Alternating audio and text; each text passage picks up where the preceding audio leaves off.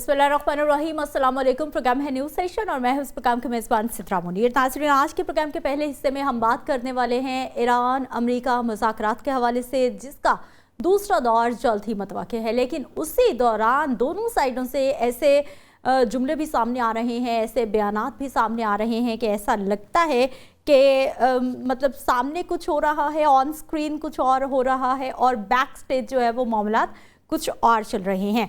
अगर ईरान ने गलत फैसला किया और मुआहदा ना किया तो अमरीकी अफवाज दोबारा जंगी कार्रवाइयाँ शुरू कर देगी, ऐसा कहना है जी अमरीकी वज़ीर जंग हैं पीट हेगसेथ, उनकी जानिब से ये कहा गया है। उधर ईरान की जानिब से भी ये कहा जा रहा है कि हम आबनाए हुर्मुज़ का मुकम्मल कंट्रोल हासिल कर चुके हैं, ये हमारा हक है और किसी सूरत इससे पीछे नहीं हटा जाएगा। अब दोनों मामलात में किस हद तक जो है वो लचक दिखाई जा रही है, कहाँ पर मामलात पहुँच चुके हैं, क्योंकि वज़ीर आज़म पाकिस्तान शहबाज शरीफ साहब सऊदी अरब में मौजूद, वहाँ पर अहम मुलाकातों का सिलसिला जारी है और दूसरी जानिब field marshal Syed Asim Munir Tehran पहुँचे, वहाँ पर भी इन्हीं मुज़ाकरात को लेकर डिस्कशंस भी होती रहीं। इसी पे बात करेंगे जी। डॉक्टर इरफान साहब हमारे साथ मौजूद हैं, आप माहिर हैं आलमी अमूर के, सर आपको खुश आमदीद कहते हैं, बहुत शुक्रिया आपके वक्त का।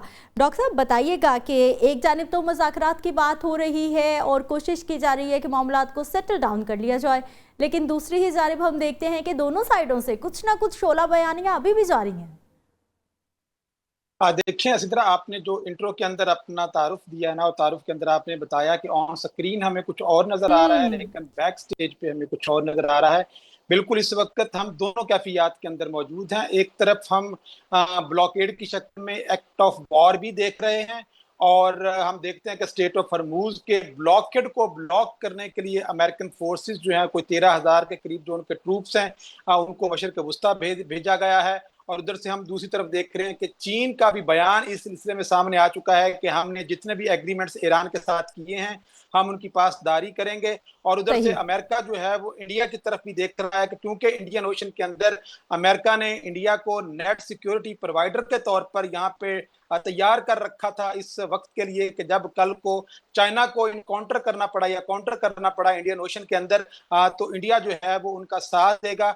तो एक तरफ तो ये सारे सीन हमें नजर आ रहे हैं और अभी पीट हेगसेथ का जो स्टेटमेंट है वो भी आपने अभी बताई, वो ये कह रहे हैं कि अगर ईरान ने जो है हमारी बात ना मानी तो उनको हम उससे भी ज्यादा शदीद हमलों की जद में ईरान आ जाएगा। तो दूसरी तरफ जब आप ईरान का मौक़िफ़ देखते हैं तो ईरान के पास खोने के लिए बहुत ज्यादा कुछ नहीं है। ईरान जो है वो गुज़िश्ता 40 सालों से ऑलरेडी आपको पाबंदियों के अंदर नजर आता है और उसको सैंक्शन को बियर करने का और टॉलरेट करने का बहुत वसी तजुर्बा जो है वो ईरान रखता है। और इस सारी सूरत हाल के अंदर ईरान जो है वो अगर स्टेट ऑफ हरमूज को ऊपर कॉम्प्रोमाइज कर लेता है तो फिर जो कोई 370 बिलियन डॉलर का जो तखमीना ईरानियन एडमिनिस्ट्रेशन की तरफ से बताया गया है कि जो जंग के अंदर ईरान का नुकसान हुआ है, वो 270 या 73 जो बिलियन डॉलर्स हैं वो कहां से आएंगे और उनका अजाला कैसे किया जाएगा? क्या अरब कंट्रीज से जो डोनाल्ड ट्रंप है वो उनको पैसे लेके देगा?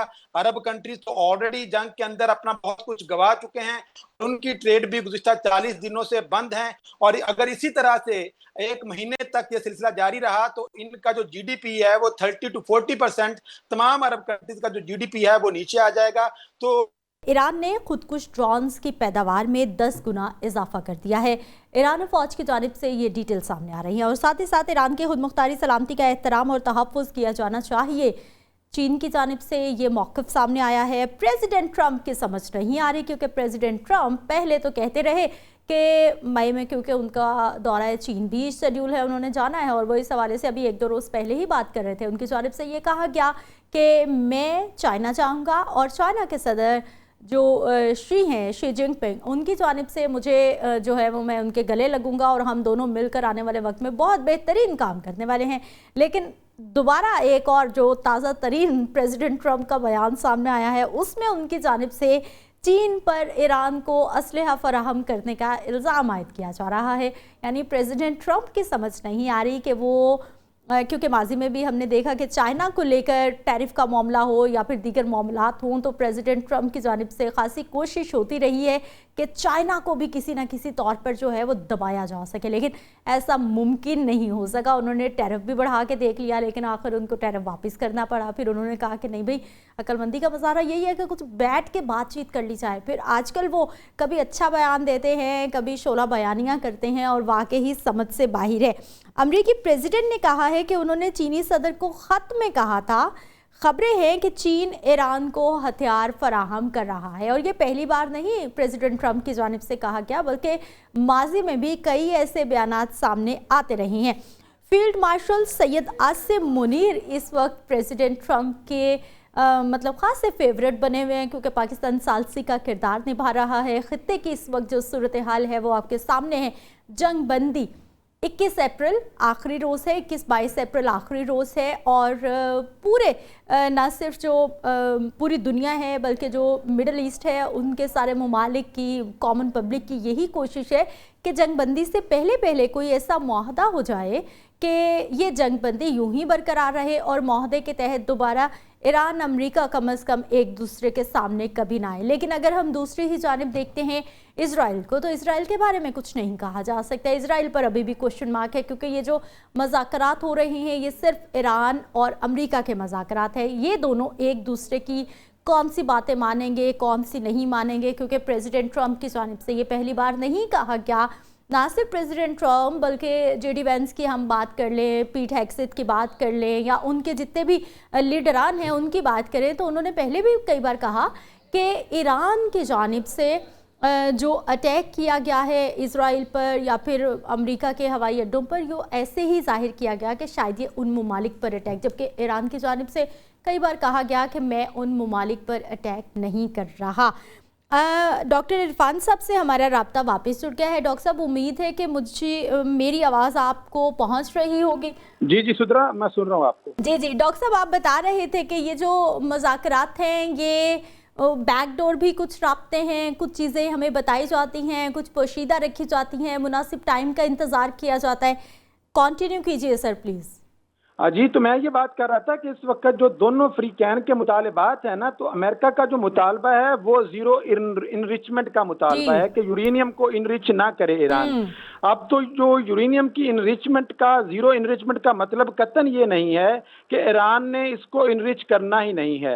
इसका मतलब ये है कि ईरान जो है वो इनरिच्ड यूरेनियम जो है उसको होल्ड नहीं कर सकता अपनी सॉइल के ऊपर, वो उसको फौरन से जो फ्यूल पैड्स है ना उनके अंदर उसको प्रोड्यूस कर लेगा। तो इसका मतलब है कि आप यूरेनियम को इनरिच करो और फौरन से उसको अपने सिविल यूजेज में इस्तेमाल कर लो ताकि आप उसको होल्ड ना कर सको। और तो मेरा ये ख्याल है कि ईरान जो है वो इस बात के ऊपर कॉम्प्रोमाइज कर लेगा, क्योंकि मेरा शुरू से ये एक थीसिस है कि ईरान कभी भी यूरेनियम की अफजूदगी को एटम बॉम्ब के लिए इस्तेमाल नहीं करना चाहता, बल्कि वो अमेरिका के साथ निगोशिएशन की टेबल के ऊपर यूरेनियम की अफजूदगी को लेवरेज के तौर पे इस्तेमाल करता है। क्योंकि अगर उसने एटम बॉम्ब बनाना होता तो 2014 के अंदर ईरान के पास 10,000 kg इनरिच्ड यूरेनियम मौजूद थी, जो कि joint comprehensive plan of action के नतीजे में ईरान ने दूसरे ममालिक को, स्पेशली रशिया को दे दी।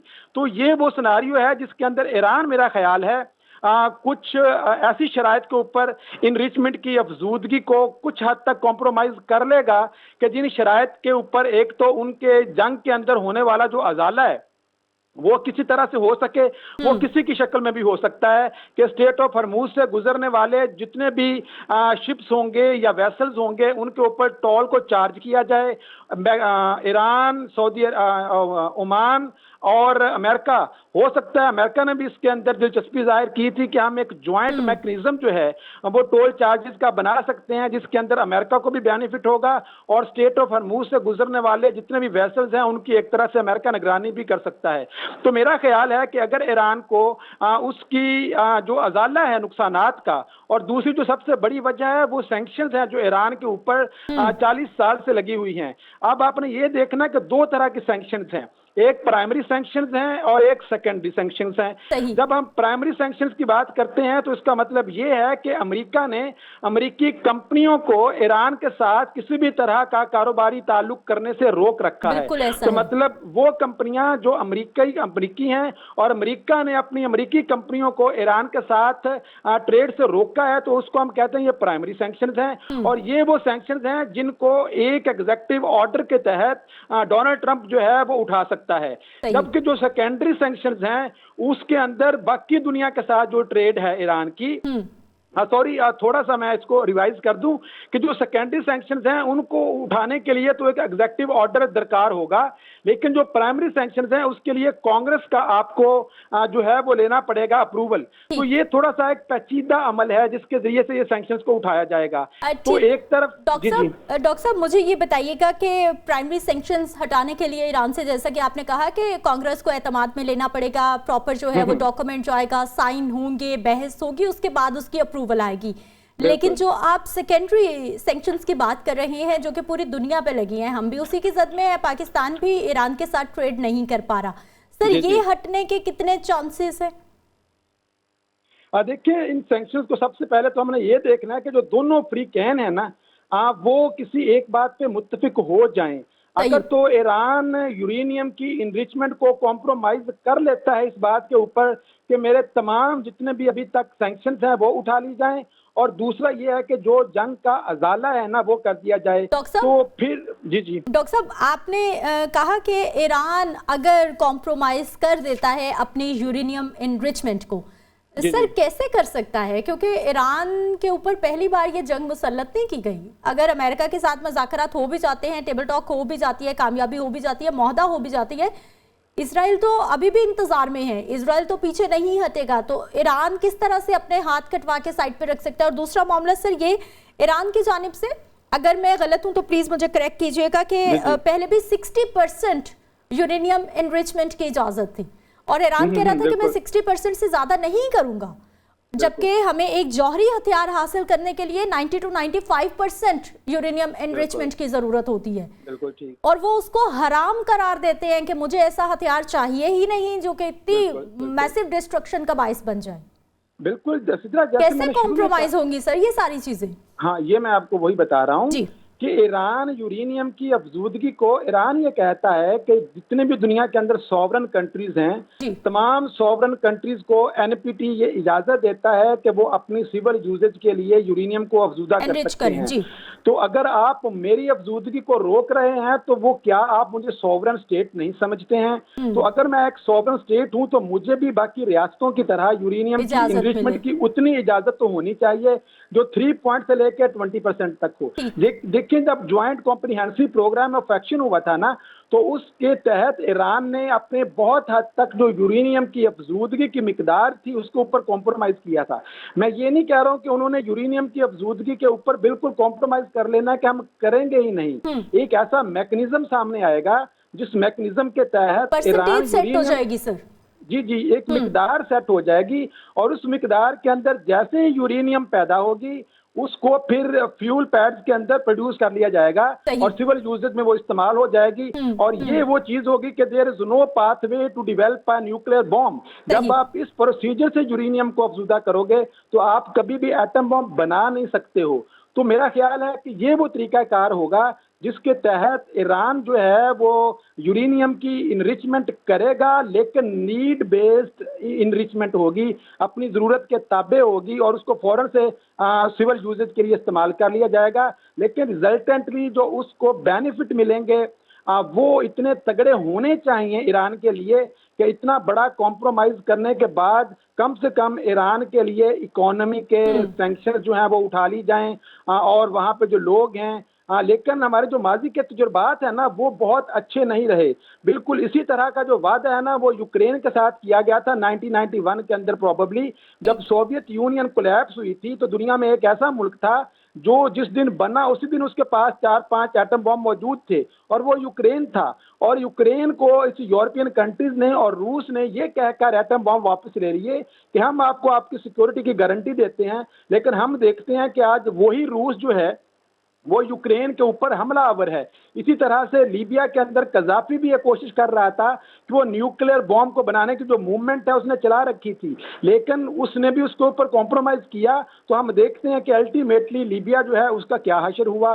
तो माजी की जो तारीख या माजी जो है वो हमें ये बताता है कि ईरान भी अगर कॉम्प्रोमाइज कर लेगा इस चीज़ के ऊपर, तो ईरान के साथ जो बड़े बड़े वादे किए जा रहे हैं कि हम खुशहाली आ जाएगी, आपकी जो ट्रेड है वो खुल जाएगी और अरबों की तरह आप भी तरक्की करोगे, तो मेरा ख्याल है कि ईरान ने माजी को देखते हुए एक ऐसे मैकेनिज्म के ऊपर मुत्तफिक होगा।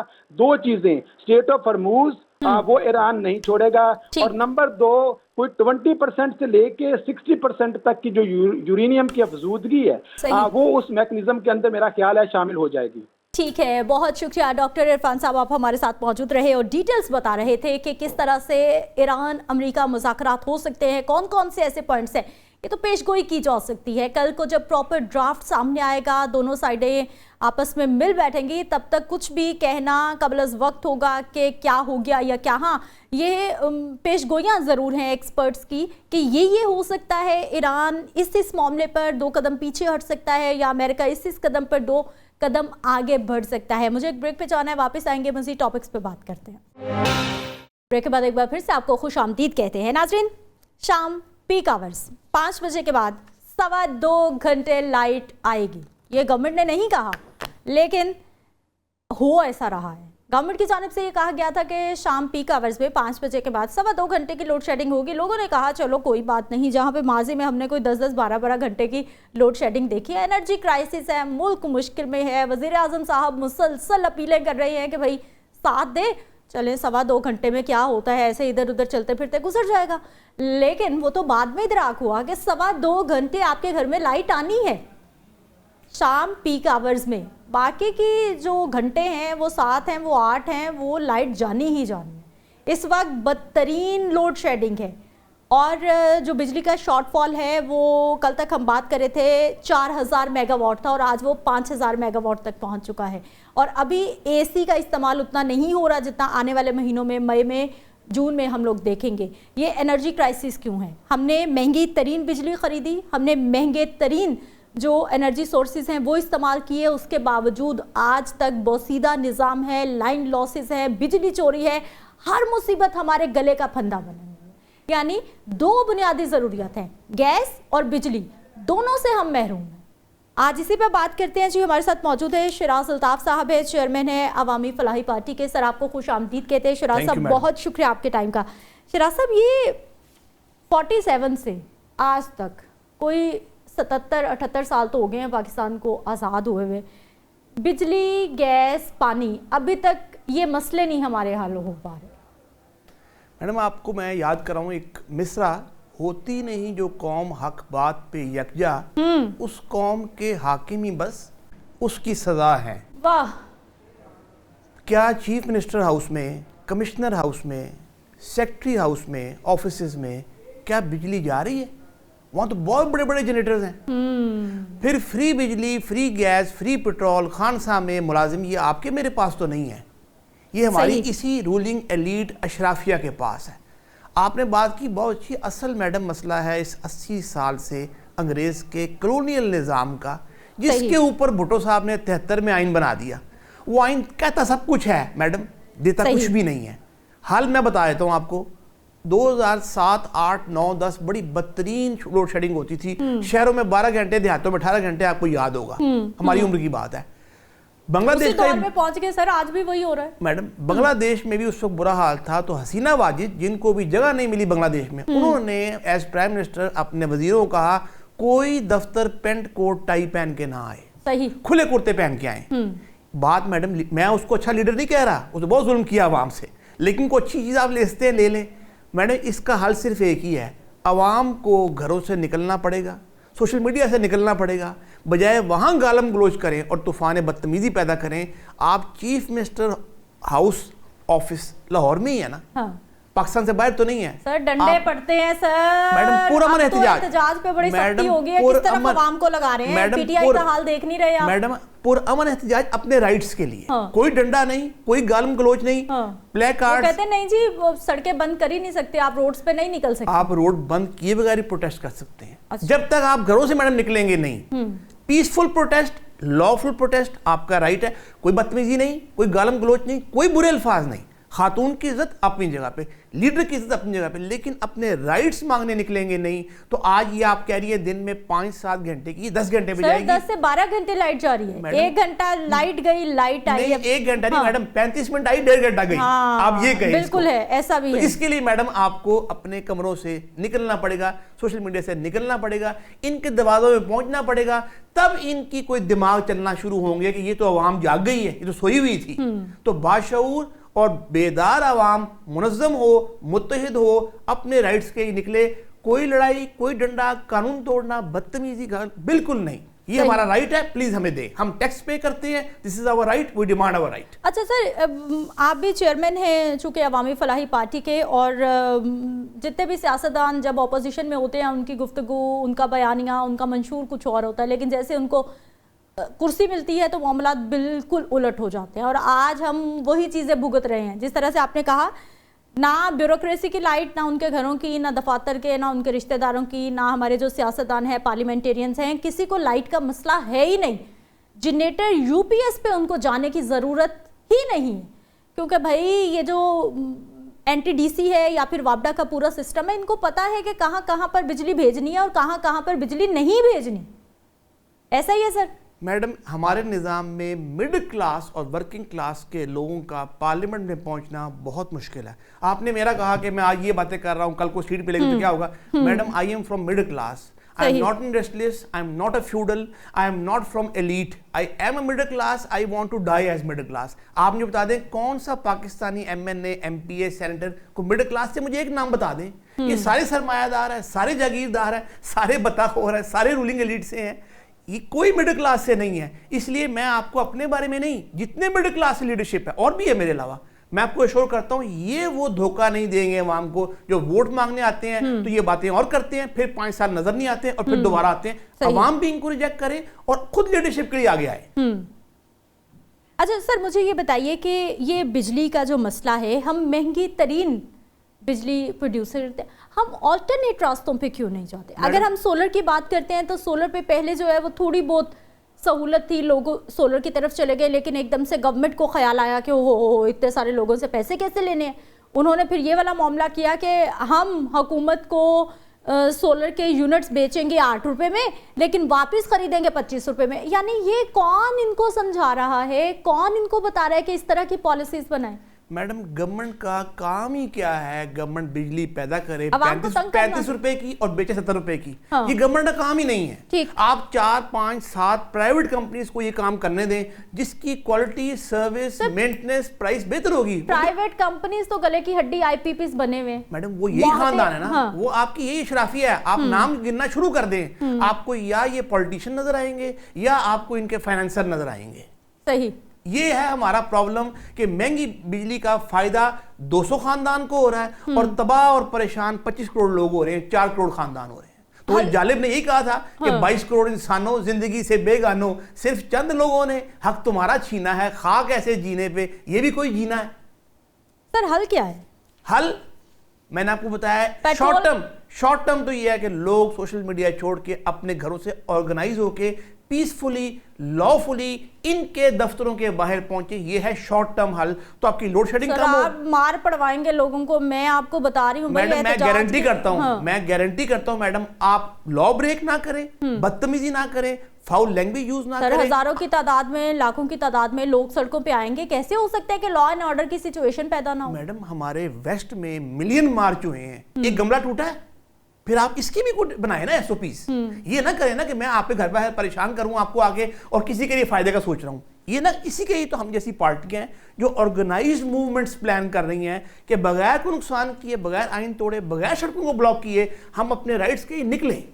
सही। अच्छा सर, मुझे ये बताइए कि कई बार बात हुई कि वापडा को प्राइवेटाइज कर दिया जाए। ना हमने उसको प्राइवेटाइज किया, ना हम उसको बेहतर कर सके। हर वो डिपार्टमेंट जो सरकार का है वो बदहाल है। जैसे उसको प्राइवेट करते हैं, जैसे उसको सेल कर देते हैं, فوراً سے پہلے جو ہے وہ بہتر کارکردگی شروع ہو جاتی ہے. کیا سرکار کے پاس پلان نہیں ہے یا پھر سرکار کے پاس لوگ نہیں ہے یا پھر آپریٹ کرنے کا طریقہ نہیں ہے؟ سرکار کے پاس نیت نہیں ہے, یہ بد نیت اور کھوٹے ہیں. آپ مجھے بتائیں 35-40 سال پہلے جو نواز شریف صاحب, زرداری صاحب, فضل الرحمان صاحب, ہمارے اور پرویز الہی صاحب, ان کی جو ویلتھ تھی کیا آج اس وقت سے اب تک سینکڑوں گنا نہیں ہے؟ وہاں تو ان کی نیت ٹھیک تھی. جہاں آپ نے عوامی پبلک سروس کی بات ہے وہاں آپ کی نیت خراب ہے. تو مسئلہ میڈم نیت کا ہے, کمپیٹنس کا نہیں ہے. بندے مل جائیں گے, سیٹ اپ ٹھیک ہو جائیں گے, سب کچھ ہو جائے گا. ان کی نیت یہ نہیں ہے, کہتے ہیں عوام کو بجلی, گیس, پانی صاف, اس بیسک نیڈز رائٹس پریشان ہی رکھیں. اچھا, یہ ابھی جو ہے وہ بجلی مہنگی ہونے کی بھی باتیں ہو رہی ہیں, تو مزید جب بجلی مہنگی ہوگی تو عوام کے ساتھ کیا سلوک ہوگا؟ یہ سسٹم ایسے ہی چلتا رہنا ہے, اس کا حل نہیں نکلنا, یا پھر کوئی پلان نکل آئے گا آپ کو لگ رہا ہے؟ میڈم آپ اس کو اس طرح دیکھیں, پاکستان میں روز کروڑوں لیٹر پیٹرول اور ڈیزل استعمال ہوتا ہے. بالکل ہوتا ہے. اس طرح ہی پاکستان میں روز کروڑوں یونٹس بجلی کے استعمال ہوتے ہیں. اچھا, وہ استعمال کرنے والے کون لوگ ہیں؟ آپ اور ہم پاکستانی ہیں. لیکن ان کے لیے یہ لوگ نہیں ہیں, یہ ان کے لیے یونٹس اور فیکٹریز ہیں. وہ کہتے ہیں آپ 4 روپے بڑھا دیں یونٹ, 1 ارب یونٹ استعمال ہوتا ہے, ہمیں ڈیلی 4 ارب بچ جایا کرے گا. آپ 100 روپے پیٹرول لیٹر بڑھا دیں, روز 60 کروڑ استعمال ہوتا ہے, ہم ایک دن میں 6 ارب کما لیں گے. 1800 ارب گورنمنٹ پیٹرول اور ڈیزل پہ لیوی اور ٹیکس سے کماتی ہے. مجھے آپ بتائیں, اندازہ لگائیں, یہ بجلی کا حال ہے. اس کے باوجود سر جگہ جگہ مانگتے پھر رہے ہیں. اس کی وجہ یہ میڈم, اس کی وجہ یہ ہے کہ آپ نے 3000 ارب پاکستان کا قرض اور لائبلٹی تھی 99 میں جب جنرل مشرف آئے. آج کتنی ہے میڈم پتا ہے آپ کو؟ 1.5 لاکھ ارب, $500 بلین. اس وقت سے 50 گنا زیادہ. ہم نے لاسٹ ایئر اپنے بجٹ کا 47% ادا کیا ہے سود. تو پھر اپنے عوام پہ کیا لگانا ہے؟ لیکن آپ کی پراپرٹیز, آپ کے اکاؤنٹس, آپ کے بچے, آپ نے 11 ارب کا جہاز نہیں لیا. مجھے بتائیں کیا ضرورت تھی آپ کو؟ آپ نے 2 کروڑ کا پائلٹ نہیں رکھا اس جہاز کا مہینے کا, آپ کو کیا ضرورت تھی؟ پورا ٹیکنیکل سٹاف سارے کے سارے باہر کے لوگ ہیں. لوگوں کے پاس 2 وقت روٹی نہیں ہے, لوگوں کے پاس ڈسپینسری نہیں ہے اپنے حلقے میں, لوگوں کے سکول کوالٹی نہیں ہے, روڈز گندی ہیں, گلیاں گندی ہیں, صاف پانی نہیں, لوگ بیمار ہیں, پریشان ہیں, بدحالی ہے, غربت ہے, جہالت ہے, بے روزگاری ہے. آپ کو شرم ہی نہیں ہے. تو یہ میڈم عوام کی ذمہ داری ہے, اپنے عوام حقوق کے لیے کھڑی ہو, پیسفلی, لافلی ڈیمانڈ کرے تو کچھ ملے گا, ورنہ لوڈ شیڈنگ بڑھے گی, بجلی مہنگی ہوگی, بیٹھے رہے فیس بک پہ روتے رہے. اچھا سر, آپ لوگوں کو تو مشورہ دے رہے ہیں, لیکن آپ اس ساری صورتحال میں لوگوں کے لیے کیا کریں؟ مجھے یہ بھی بتائیے, کیونکہ یہاں پر اسٹوڈیو میں بیٹھ کے اے سی ویسی لگا. میڈم آپ میرا فیس بک چیک کیجئے, شو کر دے اسکرین پہ. میں پاکستان کی واحد پولیٹیکل پارٹی ہوں جس نے آج سے 10 دن پہلے ہفتے کے دن لاہور پریس کلب میں پیٹرول اور ڈیزل بم جو اب ہوا ہے اس پہ پریس کانفرنس کی. ایک عباسی صاحب نے کی اسلام آباد میں, شاہد خان عباسی نے. ایک عوامی فلاحی پارٹی تھی. آپ اپنا ریکارڈ چیک کر لیں, اخبار چیک کر لیں, لاہور پریس کلب چیک کر لیں. ہم گھر میں بیٹھنے والے لوگ نہیں ہیں. ہم 18 گھنٹے پاکستان کی عوام کی پریشانیوں کے لیے کام کرتے ہیں. پریس کانفرنس صرف کافی ہے کیونکہ ہماری عوام کے پاس تو پریس کانفرنس کا بھی آپشن نہیں ہے نا. آپ ایک دن کا نوٹس تھا میڈم, وہ تو جمعرات کو آپ کو یاد ہے پرائس بڑھی ہے, تو Saturday we could only do press conference. اب ہم اس کے لیے احتجاج پہ جا رہے ہیں آنے والے دنوں میں. اس لیے میں عوام سے اپیل کر رہا ہوں کہ یہ گھر میں بیٹھنے کچھ نہیں ہوگا. پیٹرول اور ڈیزل کی قیمت بڑی نہیں تھی, آپ کو یاد ہوگا 85% منافع ان کا ڈیزل پہ تھا. احتجاج لیٹ نہیں ہو گیا سر؟ کس پہ احتجاج؟ آپ کہہ رہے ہیں اب ہم جا رہے ہیں احتجاج پہ, لوڈ شیڈنگ پہ. اچھا, میں وہ بات کر رہا تھا پیٹرول ڈیزل کی, اس پہ ہمارے لیے ایک دن تھا. ہم پروٹیسٹ ارینج امیڈیٹلی نہیں کر سکے, پریس کانفرنس ہم نے کر دی. اب ہم آنے والے دنوں میں بجلی کی لوڈ شیڈنگ, مہنگی بجلی, اس پرابلم کے لیے, ان کی اشرافیہ کی کمائی کے لیے ہم احتجاج کرنے جا رہے ہیں. اچھا مجھے یہ بتائیے, آپ کو کیا لگتا ہے سسٹم میں کس کس کو نہیں ہونا چاہیے تو سسٹم ٹھیک ہو جائے گا؟ میڈم رولنگ ایلیٹ, آپ اس کو 100 پہ ڈیوائیڈ کر, 20 ملٹیپلائی بائی 5. ہمارا پولیٹیشین اشرافیہ سے, مڈل کلاس سے نہیں, باقی پارٹی جو 10-12 رولنگ پارٹیز ہیں, بیوروکریسی, ملٹری اسٹیبلشمنٹ, ہماری انڈسٹریلسٹ, میڈیا, اور ہماری یہ 5 ہیں 20 ملٹیپلائی بائی 5 سیاستدان, ہماری ملٹری اسٹیبلشمنٹ, ہمارے میڈیا. سب کو نکال دیں گے تو سر کیسے؟ ان کی رولنگ ایلیٹ, اس میں میجورٹی نہیں, رولنگ ایلیٹ.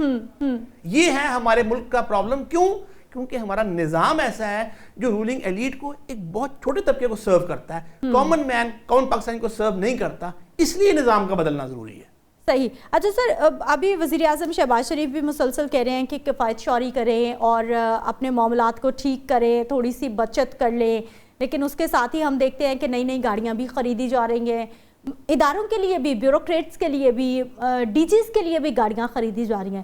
اس وقت کفایت شعاری مہم ساری کی ساری جو ہے وہ کیوں ہمیں نظر نہیں؟ میڈم کیئر ٹیکر گورنمنٹ میں آپ چیک کر لیں، محسن نقوی صاحب چیف منسٹر پنجاب نے 2 ارب کی 100 گاڑیاں 200 اے سیز کو دی تھی، وہ 2 کروڑ کی ایک گاڑی تھی۔ 9 کروڑ کی گاڑی ابھی گیلانی صاحب نے چیئرمین سینٹ نے لی ہے 20 دن پہلے، آپ چیک کر لیجیے۔ 11 ارب کا جہاز مریم صاحبہ نے لیا ہے۔ یہ آپ مجھے بتائیں، جس لیڈر نے اپنے پیٹ پہ 2 پتھر باندھے ہو، عوام 1 پتھر باندھنے کو تیار ہے، آپ نے باندھا ہوا ہے؟ آپ تو یاشیاں کر رہے ہیں، آپ تو عوام کے پیسے، ٹیکس کے پیسے سے عوام کو ریلیف دینے کی بجائے آپ خود یاشیاں کر رہے ہیں، تو عوام کو کیوں کہتے ہیں کفایت شعاری کے لیے؟ صحیح، عوام کفایت شعاری سر کہے نہ کہے، عوام تو بیچاری زندگی جو ہے وہ اس کی کفایت شعاری پہ ہی چل رہی ہے، آپشن ہی کوئی نہیں ہے، 2 وقت کی روٹی مشکل ہو کر رہ گئی ہے۔ گیس کی قیمت 550 روپے، گھر میں گیس نہیں آتی، ایل پی جی کی قیمت 550 روپے، بجلی مہنگی ہونے جا رہی ہے، گھر میں بجلی آئے یا نہ آئے، پیٹرول کی قیمت آسمان کو باتیں کری ہے۔ I don't know, international market میں $98 بیرل اور $93 آج کا پرائس ہے، لیکن ہم لوگ جو ہیں وہ جو پچھلا آئل پڑا ہوتا ہے ہم اس پہ بھی قیمتیں بڑھاتے ہیں اور پوچھنے والا کوئی بھی موجود نہیں ہوتا۔ سر ایسا کیوں ہے؟ انٹرنیشنل مارکیٹ میں تو ہر روز سرکولیشن ہو رہی ہے نا، ہر روز پرائس اپ اینڈ ڈاؤن ہو رہے ہیں، لیکن ہمارے ہاں ہم نے سستا بھی خریدا ہو تو ہم نے مہنگا ہی بیچنا ہے۔ میڈم اس کی وجہ یہ، جب لیڈرز کو، اس رولنگ لیڈ کو پتہ ہے کہ عوام نے کچھ نہیں کرنا، تو آپ پہلے کا خریدا ہوا سستا تیل راتوں رات مہنگا کر دیں، اس پہ کما لیں 1000 ارب، جب اور بڑھ جائے پھر آپ اور بڑھا دیں، تو عوام نے کچھ نہیں کرنا۔ یہ ہے مسئلہ، ہماری لیڈرز کلیئر ہیں، وہ 500 خاندان اکٹھا ہے، ایوب دور میں 22 تھا، 25 کروڑ عوام اکٹھی ہو اپنے مسائل، اپنے ایشوز کے حل کے لیے، اس کے لیے جو صحیح لیڈرز ہیں، سنسیئر ہیں، ان کے لیے فیوریبل ہیں، ان کے ساتھ کھڑی ہو۔ ٹھیک ہے شیراز الطاف صاحب، آپ ہمارے ساتھ موجود رہے، آپ کا بہت شکریہ۔ اور یقینی طور پر یہ بہت بڑا کوشچن مارک ہے، یا تو سب سے پہلے آپ اپنے دفاتر کے اے سی بند کریں نا، آپ اپنے گھروں کے پنکھے بند کریں، آپ اپنے جو گھر ہیں، جو دفاتر ہیں، وہاں پر بھی الاؤ کریں کہ یہاں بھی لوڈ شیڈنگ ہو سکتی ہے، پھر اس کے بعد عوام کو کہیں کہ آپ بھی کفایت شعاری کریں۔ سمجھ سے باہر ہے، ہر مصیبت ہے، ہر ٹینشن ہے، ہر کرائسس ہے، ہر کفایت شعاری ہے، پیسے جوڑنے ہیں، پیسے بچانے ہیں، کچھ بھی کرنا ہے، غریب نے کرنا ہے، تنخواہ دار طبقے نے کرنا ہے، لیکن جو ہمارے اشرافیہ ہے انہوں نے صرف دیکھ کے تماشا، بیٹھ کے تماشا دیکھنا ہے یا پھر آرڈرز پاس کرنے ہیں۔ اس کے علاوہ آپ کی جانب سے کوئی بھی عوام کو ابھی تک ریلیف نہیں مل رہا ہے۔ ایک بریک پہ جاتے ہیں، واپس آتے ہیں، مزید ٹاپکس پہ بات ہوں۔ بریک کے بعد ایک بار پھر سے آپ کو خوش آمدید کہتے ہیں۔ ناظرین، مڈل ایسٹ کی جو صورتحال ہے، یقینی طور پر ہر ملک کی جانب سے کوشش کی جا رہی ہے کہ اپنی جو دفاعی طاقت ہے اس کو زیادہ سے زیادہ مضبوط کر لیا جائے کہ کوئی یہ سوچے بھی نہ کہ اس ملک کی طرف آنکھ اٹھا کر بھی دیکھنا ہے۔ اور اگر ہم پاک فوج کی بات کرتے ہیں تو یقینی طور پر پاک فوج، وہ ہماری بحری فوج ہو، وہ ہماری فضائیہ ہو، وہ ہماری زمینی فوج ہو، وہ پوری دنیا میں بہترین افواج میں کاؤنٹ ہوتی ہے۔ اور ہماری پاک بحریہ کی ہی جانب سے اینٹی شپ میزائل کا کامیاب تجربہ کیا گیا ہے۔ اب یہ اینٹی شپ میزائل کیا ہے، اس پہ بھی ہم نے آپ کو ڈیٹیلز بتانی ہے، یہ کیا ہوتا ہے، کتنی رینج ہوتی ہے، یا پھر کس طرح کی اس کی اسپیسیفیکیشنز کیا ہوتی ہیں، اور ساتھ ہی ساتھ یہ تجربہ تو کر لیا ہے۔ اور پاک بحریہ کی بات کریں یا ہمارے ساری جو افواج ہیں ان کے ڈپارٹمنٹس کی بات کریں، مسلسل وہ لگے ہوئے ہیں جدت کی طرف، مسلسل وہ لگے ہوئے ہیں زمانے سے ہم آہنگی کے لیے اور میری آپ کی حفاظت کے لیے، کہ کس طرح سے بہترین نہ صرف اسٹریٹجی بنائی جائے گی بلکہ بہترین ساز و سامان، جنگی ساز و سامان بھی ہمارے پاس ہونا چاہیے، تاکہ دنیا کو پتا ہو کہ بھائی یہ لوگ اپنا پورے کا پورا انتظام کر کے بیٹھے ہوئے ہیں۔ اسی پہ بات کریں گے جی، کرنل ریٹائرڈ سیف قریشی صاحب ہمارے ساتھ موجود ہیں، دفاعی تجزیہ کار ہیں۔ سر آپ کو خوش آمدید کہتے ہیں، بہت شکریہ آپ کے وقت کا۔ سر اس وقت مڈل ایسٹ میں جو سچویشن ہے، یقینی طور پر ہر ملک کی کوشش ہے کہ ہم خود کو محفوظ بنا لیں کہ کوئی ایسا نہ سوچے۔ اچھا سر، یہ پاک بحریہ نے جو اینٹی شپ میزائل کا تجربہ کیا ہے، پہلے تو یہ بتائیے کہ اس کی کیا خاصیت ہو سکتی ہے، مطلب یہ اینٹی شپ میزائل ہوتا کیا ہے؟ بسم اللہ الرحمن الرحیم۔ دیکھیے نا جی، ایران وار نے ساری افواج کو اپنا اکوپمنٹ، اپنے میزائل، اپنے جیٹس، اپنے ڈرونز، ہر چیز کو اپڈیٹ کرنے کے لیے فوری طور پہ رات دن کام کرنا شروع کر دیا۔ صحیح۔ اس پرٹیکولر وار سے بہت کچھ سیکھا ہے تمام لوگوں نے جو افواج کے ساتھ متعلق ہے، تمام افواج کے جتنے بھی ٹریننگ انسٹیٹیوٹس ہیں، جو بھی اکوپمنٹ بنانے والے ہیں، جو ان کو اپڈیٹ کرنے والے ہیں۔ چند ایک دنوں سے یہ خبر آ رہی تھی کہ انہوں نے نو فلائی زون ڈکلیئر کیا ہوا تھا پاکستان کی افواج نے، اور پتہ چل رہا تھا کہ نیوی نے بہت لیٹسٹ میزائل ایسا لیا ہے جو کہ سی ٹو سی فائر ہوگا، اور سی میں اس کی ہائٹ اتنی کم ہوگی کہ وہ ریڈار میں نہیں آئے گا۔ اور اچھا وہ سر، آج کل سوری میں آپ کو انٹرپٹ کر رہی ہوں، لیکن آج کل مجھے لگ رہا ہے کہ فوکس اس پہ ہے زیادہ کہ وہ ڈیٹیکٹ نہ ہو سکے، وہ ریڈار پہ آئے ہی نہ، جس طرح اسی پہ ہے، اس کی وجہ ہے انویزیبل رہے، پتہ ہی نہ چلے۔ ریڈار بہت لیٹسٹ ہو گئے ہیں، صحیح، اور اگر آپ ریڈار میں آ جاتے ہیں تو پھر تو آپ کی ڈیفینیٹ کل ہے، کیونکہ ابھی اتنی پرسیژن ہو گئی ہے ان کو گرانے میں، جو اکوپمنٹ اور جو ویپنری گرانے والی ہے وہ بہت آگے جا چکی ہے، صحیح، حتیٰ کہ اس میں لیٹسٹ انٹینسیفائڈ لیزر بیم کی گنز بھی آ گئی ہیں، وہ ایئر کرافٹ کو بھی ڈرونز کو بھی وہ تو بالکل نہیں چھوڑتی، وہ تو آپ بیم کے اندر آ جاتے ہیں تو فارغ ہو جاتے ہیں۔ صحیح، تو اس لیے جتنی بھی ابھی میزائل بن رہے ہیں یا چیزیں بن رہی ہیں ان کے اندر کاؤنٹر میجرز انکارپوریٹ کیے جا رہے ہیں۔ اس کی پوری ڈیٹیلز تو ابھی نہیں آئی کیونکہ آج ہی انہوں نے فائر کی ہے، مگر یہ خبر پہلے تھی کہ یہ بہت افیکٹو قسم کی ویپن آ رہی ہے، اس کا رینج بڑا ایڈیکویٹ ہے، اور اس سے ہماری نیوی کی کیپیبلٹی میں بہت زیادہ اضافہ ہو جائے گا۔ ایک چیز اور میں ساتھ عرض کر چلوں، ایران وار کے مطلب پہلے خبر تھی مگر یو ایس اے فورسز اس کو کنفرم نہیں کر رہی تھی، پینٹاگن کنفرم نہیں کر رہا تھا۔ جی سر، بڑا latest drone U S A نے بنایا ہے اور بہت ایکسپینسو، تقریباً وہ 400 ملینز کا ایک ڈرون ہے، اور انہوں نے صرف 20 بنائے ہیں، زیادہ نہیں بنائے۔ 400 ملینز پر ڈرون، ڈالرز پر ڈرون۔ صحیح صحیح صحیح۔ تو اس کے اندر انہوں نے ریڈار کا اور ویپنز کا اور اتنی لیٹسٹ چیزیں لگائی ہیں جو کہ ابھی تک کسی اور ڈرون میں نہیں ہے۔ صحیح۔ ایران نے اس ڈرون کو جو کہ 40,000 کی ہائٹ پہ تھا اس کو فائر کر کے گرا لیا۔ یہ اور گرایا انہوں نے، یہ وہی والا کلیم ہے، پہلے تو امریکہ نہیں مان رہا تھا، ایران تو کہہ رہا تھا ہم نے گرایا ہے۔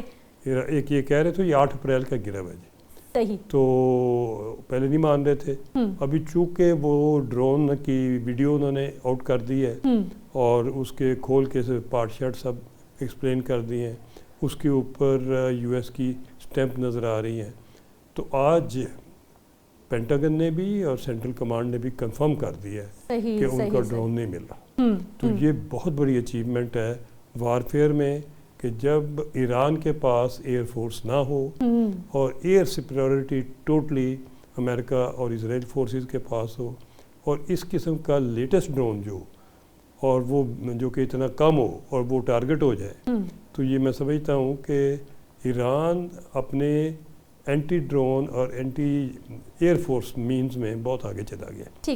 ہو سکتا ہے کہ اس کو چائنا کی مدد شامل ہو یا ان کی اپنی انوویشن بہت زیادہ ہو۔ صحیح۔ کرنل صاحب مجھے سر یہ بھی بتائیے کہ اس وقت جو مڈل ایسٹ کی سچویشن ہے، خطے کی صورتحال کو دیکھتے ہوئے پاکستان کی جانب سے اس طرح کے تجربات کرنا، کوششیں کرنا، یہ ایک طرح کا میسج بھی ہوتا ہے؟ جی میسج کلیئرلی۔ ہاں، اس کی وجہ کہ انڈیا پچھلے چند دنوں اس قسم کی حرکتیں کر رہا تھا، بالکل، وہ تو طاق میں رہتا ہے نا سر ہر وقت ہی۔ اسرائیل کو بھی اور یو ایس کو بھی وار کو کنٹینیو رکھنے کے لیے، اپنے حصہ ڈالنے کے لیے اس قسم کی شرارتیں پلان کر کے بیٹھا ہوا تھا۔ دو چیزیں امیجیٹلی ہمیں کرنی پڑیں، ایک تو خبر تھی کہ وہ سعودیہ کے اوپر اٹیک کریں گے میزائل کا اور کہیں گے ایران نے مارا ہے، اور وہ اتنا ڈینجرس افیئر تھا، ٹارگٹ اتنا بڑا تھا کہ اس کے بعد پھر یہ ٹاکس، ساری پیس ٹاکس ختم ہو جانی تھی۔ آپ نے دیکھا ہوگا کہ پچھلے دفعہ پیس ٹاک کے دوران پاکستان کی فورسز، گراؤنڈ فورسز بھی اور ایئر فورس بھی امیجیٹلی پلیس کر دی گئی تھی عبدالعزیز ایئر بیس پہ، تو اس کی یہ وجہ تھی۔ اور یہ بھی وجہ تھی کہ آپ کو یاد ہوگا کہ جے شنکر نے وزٹ کیا مڈل ایسٹ کو، 2-3 کنٹریز کو، پرٹیکولرلی یو اے ای کو، ان کے ساتھ پلاننگ کی، اور اس کے بعد ان کے باقی بھی جتنے نیوی، ان کے نیوی کے ایڈوائزر، ان کے سینئر ایڈوائزر، نیشنل سیکیورٹی والے، سارے کے سارے لوگ پھیلے ہوئے تھے ان کے، کوئی اسرائیل میں بیٹھا تھا، کوئی کہیں بیٹھا تھا، تو نظر آ رہا تھا کہ یہ 1-2 دنوں میں کوئی نہ کوئی کام ڈالیں گے تاکہ ہم لوگ پیس ٹاک سے ہٹ کے ہم اس کام میں الجھ جائیں اور پیس ٹاک ساری کی ساری ختم ہو جائے۔ اللہ کا شکر ہے کہ پاکستان فورسز بہت الرٹ تھیں، ہماری انٹیلیجنس ایجنسیز بہت محنت کام کرنے والی تھی، انہوں نے اس خبر کو نکالا اور اس کو کاؤنٹر کیا ویلنٹائن. اچھا کرنل صاحب، اس وقت اگر ہم پاکستان بحریہ کی بات کرتے ہیں تو کس حد تک جو ہے وہ سمندروں کی حفاظت کر رہی ہیں؟ آس پاس کے ممالک میں جب جنگ لگی ہوتی ہے اور اسپیشلی پاکستان ثالثی کا کردار بھی نبھا رہا ہے، اس وقت دشمن کو تو بالکل برداشت نہیں ہو رہا کہ پوری دنیا میں پاکستان کی واہ واہ ہو رہی ہے، تو سر ایسے میں کتنا محتاط، کتنا ایکٹیو رویہ ہو جاتا ہے؟ جی میں سمجھتا ہوں کہ یہ ریڈ الرٹ بالکل ہر طریقے سے جنگ والا ہے، صحیح، اس میں کوئی کمی نہیں ہے. ہم تو جنگ کے، ہم کسی سیز فائر کے نہیں وہ اکنالج نہیں کر رہے. ہمیں پتہ ہے کہ دشمن ہمارا ہے وہ وائلیٹ کرتا ہے سیز فائر کا، ہر دفعہ کرتا ہے. تو ہم تو بالکل الرٹ ہیں جی، کوئی کسی قسم کی گنجائش کسی جگہ بھی نہیں ہے.